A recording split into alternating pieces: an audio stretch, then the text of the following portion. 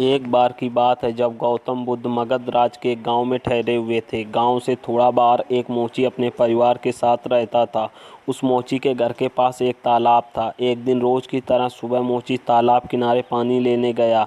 वहां उसने तालाब में एक बहुत ही अद्भुत पुष्प देखा। वह पुष्प देखने में बहुत ही सुंदर था और चमत्कारिक भी प्रतीत हो रहा था।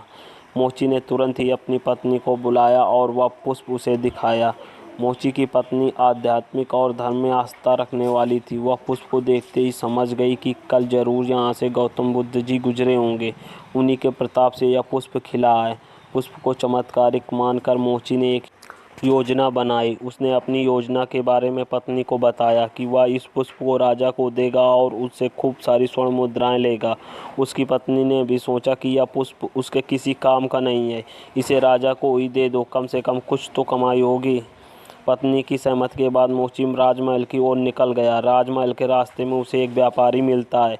मोची के हाथ में पुष्प को देखकर वह रुक जाता है और वह मोची से पूछता है कि भाई, ये पुष्प कहाँ लेकर जा रहे हो।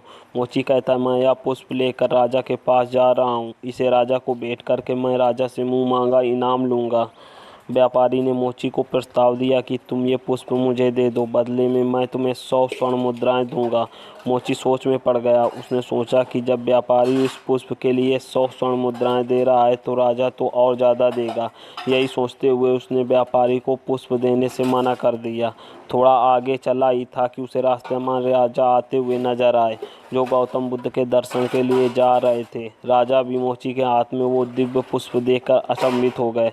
राजा ने मोची को पुष्प के बदले 1000 स्वर्ण मुद्राएं देने के लिए कहा। यह सुनते ही मोची के मन में एक अजीब सी चेतना आ गई और वह राजा को पुष्प न देकर दौड़ता हुआ सीधे महात्मा बुद्ध के पास जा पहुंचा।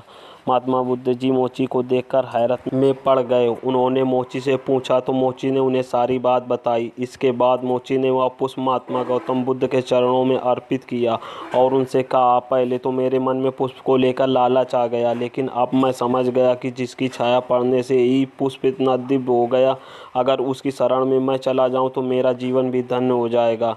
इसके बाद वो महात्मा बुद्ध का शिष्य बन